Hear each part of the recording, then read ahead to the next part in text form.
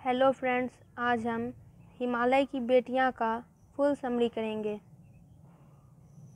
इस पाठ में हिमालय से निकलने वाली नदियों के बारे में बताया गया है।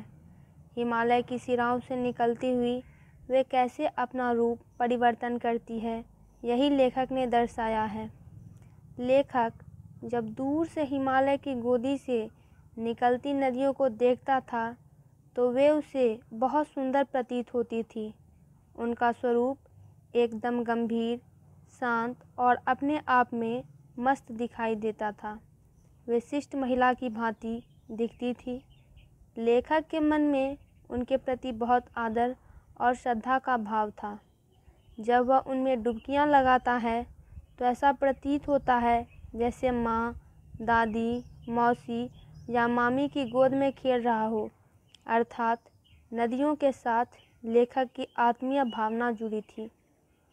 बहुत वर्षों तक लेखक नदियों को काफ़ी दूर से देखता रहा, लेकिन एक बार वह हिमालय की काफ़ी चढ़ाई चढ़ा तो उसे नदियों का बदला हुआ आकर्षक रूप देखने का अवसर प्राप्त हुआ।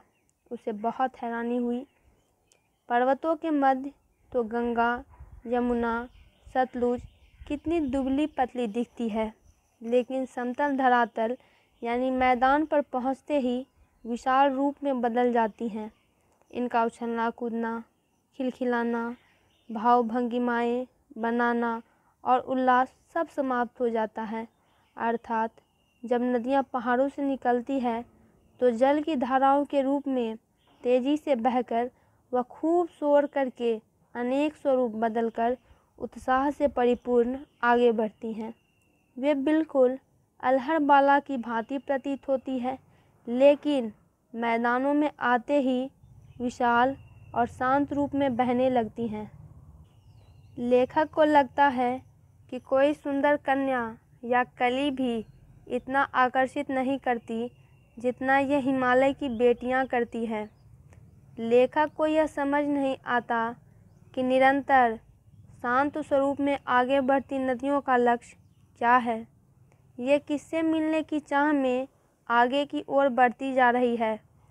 अपार प्रेम करने वाले पिता हिमालय को छोड़कर ये किसका प्रेम पाना चाहती है।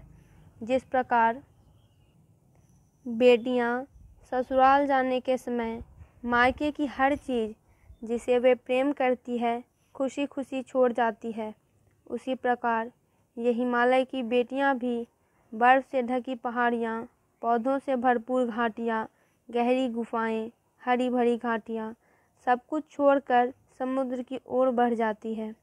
कुछ आगे बढ़कर देवदार, चीड़, सड़ो, चिनार, सफ़ेदा, कैल के जंगलों में जाकर उन्हें अवश्य अपने बचपन की याद आती होगी। जैसे घर का बड़ा बूढ़ा अपनी संतान की फिक्र करता है, उसी तरह हिमालय भी अपनी बेटियों के लिए चिंतित होता होगा। नदियों के चले जाने के बाद पूरे उत्तर में निस्तब्धता छा जाती है। सिंधु और ब्रह्मपुत्र दो ऐसी महानदियां हैं जो हिमालय के हृदय की बर्फ की पिघली बूंदों से अपना अस्तित्व पाती है और निरंतर समुद्र की ओर प्रवाहित होती हैं। इन्हें महानद भी कहा जाता है, लेकिन इनको देखकर लेखक की आंखों के सामने हिमालय की अन्य पुत्रियों अर्थात छोटी बड़ी सभी नदियाँ रावी, सतलुज, व्यास, चनाब, झेलम, काबुल, कपिशा, गंगा, यमुना, सरयू, गंडक, कोसी आदि का सुंदर स्वरूप भी लेखक के सामने छाने लगता है। लेखक को बूढ़ा हिमालय इन नदियों का पिता मालूम होता है। जिस प्रकार छोटे बच्चे माता पिता से कोई शर्म नहीं करते उसे लगता है, वैसे ही इन नदियों ने भी अपना नंग धरंग बचपन हिमालय रूपी माता पिता की गोद में बिताया है और फिर बड़ा स्वरूप पाते पाते ये चल पड़ती हैं सागर के पास। ऐसा सोचते ही लेखक को सागर दामाद और हिमालय ससुर लगता है, यानी हिमालय ने अपनी बेटियां सागर के हाथों में सौंपी हो। नदियों को देखकर लेखक को यह भी याद आता है कि एक बार कालिदास के विरही यक्ष ने मेघदूत अर्थात बादल से कहा था कि तुम वेत्रवती नदी को प्रेम का संदेश अवश्य देना, वह तुम्हें प्रेम करती है और तुम्हें पाकर जरूर प्रसन्न होगी। लेखक को लगता है कि महाकवि को भी नदियों का जीवंत और सजीव रूप पसंद था।